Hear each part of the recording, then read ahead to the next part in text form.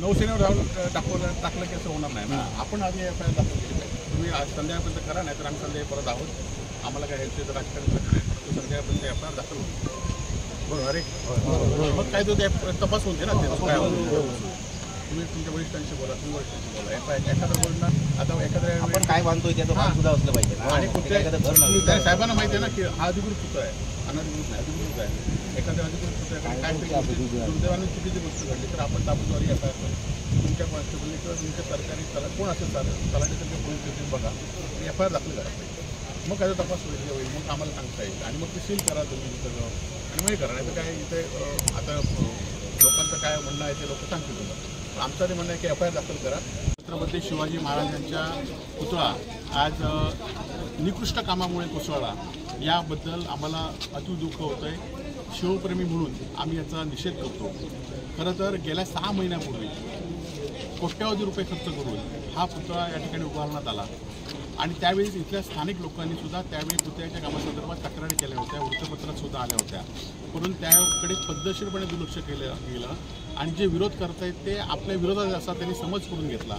परंतु आपण म्हटलं की पाठीमागे 400 वर्षापूर्वी छत्रपती शिवाजी महाराजांचा किल्ल्याचा एकही चिरा ढासळला नाही. परंतु 6 महिन्यापूर्वीच इथले जे काम होतं ते ढासळलं होतं. स्थानिक नागरिकांनी त्या संदर्भात वारंवार तक्रार केल्या होत्या आणि सगळेच पंतप्रधान मोदींच्या दौऱ्याच्या पार्श्वभूमीवर काहीतरी वेगळं केलं पाहिजे म्हणून हा पुतळा या ठिकाणी करण्यात आला. परंतु त्यावेळीच्या निकृष्ट बांधकामामुळे आता खरं तर सरकार आपली भूमिका आपले हे दुसऱ्यावर ढकलतील. वायुसेनेकडे पुतळा आहे म्हणून सांगतील किंवा या छत्रपती शिवाजी महाराजांचं महाराष्ट्र सरकारने ह्याच्यासाठी खर्च केलेला आहे आणि त्यामुळे दोषींवर गुन्हे नोंद झाले पाहिजेत.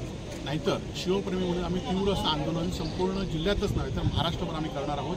आणि या घटनेच्या पार्श्वभूमीवर जे काय बेकायदेशीर कामकाज झालं त्याचा निषेध आणि त्याचबरोबर मालवण तालुक्यातील शिवप्रेमींना मी विनंती करतो की आपण शांततेत हा निषेध व्यक्त करायचा आहे. शिवप्रेमी कुठलाही उद्रेक करू नये आणि शांततेमध्ये पाळावी आहे. कारण छत्रपती शिवाजी महाराजांची अस्मिता ही महाराष्ट्राची अस्मिता आहे आणि आमची अस्मिता आहे. आणि त्यामुळे या पुतळ्याच्या बांधकामामध्ये, या पुतळ्याच्या बसवण्यामध्ये, या पुतळ्यामध्ये जो काही हलगर्जीपणा असेल, आपण बघितलं असाल की संपूर्णपणे जे स्ट्रक्चर वापरलं ते एकदम स्टीलचं वापरलं गेलं, लोखंडी वापरलं गेलं.